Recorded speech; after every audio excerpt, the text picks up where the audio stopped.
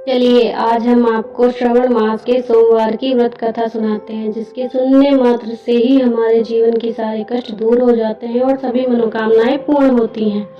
एक बार एक साहूकार भगवान भोलेनाथ का बहुत बड़ा भक्त था।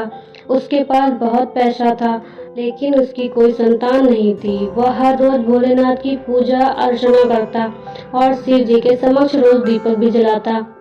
साहूकार की केवल यही इच्छा थी कि उसके घर में एक संतान हो जाए। साहूकार की भक्त देखकर माँ पार्वती ने भोलेनाथ को कहा, आपका ये भक्त दुखी है, आपको इसकी इच्छा की पूर्ति करनी चाहिए। भोलेनाथ ने कहा, माँ पार्वती, इसके पास पुत्र नहीं है और इसी का इसको बहुत बड़ा दुख है। माँ पार्वती के कहने पर भोलेनाथ ने माँ पार्वती को बताया कि साहूकार के भाग में पुत्र का योग ही नहीं है। अगर साहूकार को पुत्र का वरदान मिल गया तो उसका पुत्र केवल 12 वर्ष तक ही जीवित रहेगा। साहूकार ये सभी बातें सुन रहा था। साहूकार को ना तो खुशी हुई और ना ही गम। वो पहले की तरह भगवान की पूजा अर्चना में लगा रहा। एक दिन उसकी पत्नी ने एक बालक को जन्म दिया। उसके परिवार में जश्न का माहौल था, लेकिन साहूकार पहले की तरीके ना तो खुशी हुआ और ना ही दुख।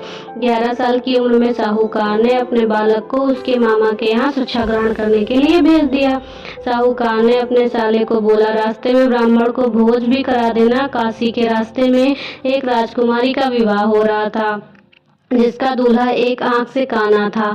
तो उसके पिता ने जब अति सुंदर साहूकार के बेटे को देखा तो उसके मन में आया, क्यों ना इसे ही घोड़ी पर बिठाकर शादी के सारे कार्य संपन्न करा लिए जाएं। जब विवाह संपन्न हो गया तो जाने से पहले साहूकार के बेटे ने राजकुमारी की चुनरी में लिख दिया की चुनरी के पल्ले पर लिखा कि तेरा विवाह तो मेरे साथ हुआ है, लेकिन जिस राजकुमार के साथ तुझे भेजेंगे वो एक आंख से अंधा है।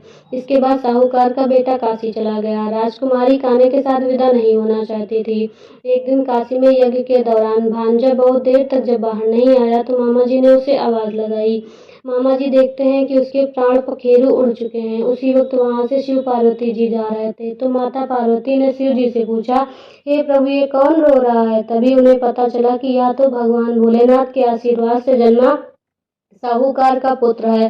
तब माता पार्वती ने कहा, हे स्वामी, इसे जीवित कर दे, अन्यथा इसके माता पिता रोते रोते मृत्यु को प्राप्त हो जाएंगे।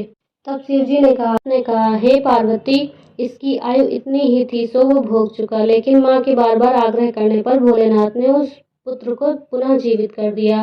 लड़का ओम नमः शिवाय का जाप करते हुए उठ गया। मामा भांजे दोनों ने ईश्वर को धन्यवाद दिया और अपनी नगरी को लौट पड़े।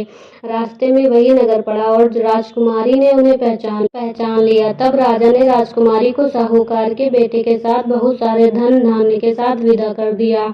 इसके बाद वो अपने गांव पहुंचे, जहां साहूकार अपने बेटे और बहू को देखकर बहुत खुश हुआ। उसी रात साहूकार को स्वप्न में शिव जी ने दर्शन दिए। कहा कि तुम्हारे पूजन से मैं बहुत प्रसन्न हुआ। इसी प्रकार जो भी व्यक्ति इस कथा को पढ़ेगा या सुनेगा, उससे उसके समस्त कष्ट दूर हो जाएंगे और समस्त मनोकामनाएं पूर्ण हो जाएंगी। बोलो ओम नमः शिवाय।